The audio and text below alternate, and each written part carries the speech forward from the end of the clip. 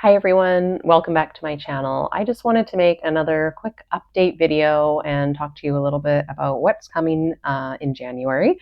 So I've had a few changes of schedule I wanted to update you on, and basically I will be doing my Country Diary final flip through video with you. That'll be the next YouTube video coming up.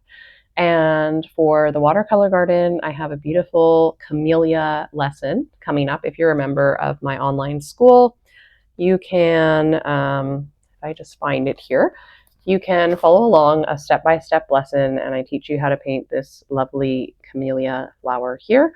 So that will be coming out this month. If you're interested in more information about the Watercolor Garden, you can just check out the links in the video description below. And then I do have a very exciting free online workshop coming up with John Muir Laws, and he is a very well-known nature journaler, instructor, and published author on a lot of how to paint and draw birds. So we are teaming up together, and it was going to be in January, but we've actually had to change the date just due to a scheduling conflict he had. So we will be doing that on February 13th. And again, I will put the link in the video description below if you would like to join in on that workshop on Zoom. And then the other thing that I am continuing to do is the featured native plant of the month for this year in 2025.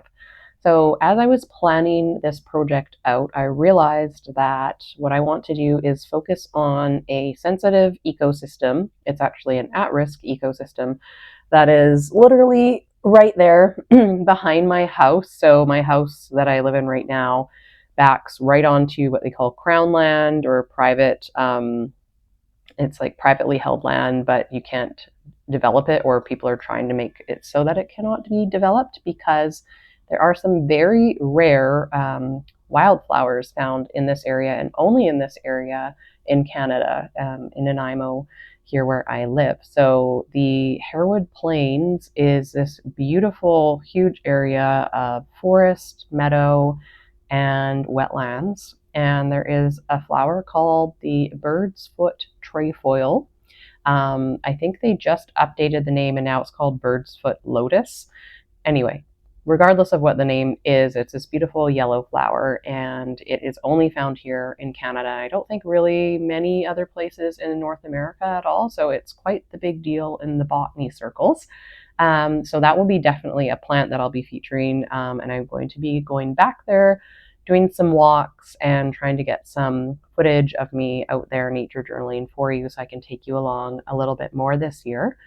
So I decided that if I'm going to do that every month of this year, that I should feature a plant that will be found in this area. So I have changed my featured plant for January from the round-leafed orchid, which is a plant that actually doesn't grow here. It's in interior BC. I haven't found it myself yet, but I really would like to, but I'll have to sort of wait on that. And so I've switched over to something that I can access right now because I'd like to show you some real footage of it each time I make one of these videos. And I happen to have some rattlesnake plantain or rattlesnake orchid here growing in my backyard, which is one of the native plants in the area. So that's the plant I'll be featuring this month. So you can look forward to some tip videos. And for the Watercolor Garden, I will probably be making another little lesson to add into the membership area later in the month for that as well. So those are my updates for January. And then again, I'll send out another update for what's coming up in February.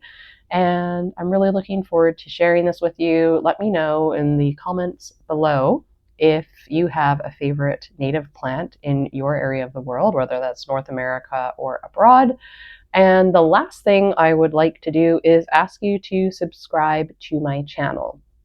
YouTube offers some really cool analytics, and one thing that I see is like my subscribers have been growing, which is amazing. I'm so happy to have you all here, and it's been really helping me move towards my goal of being a full-time instructor here online, because I do this part-time right now.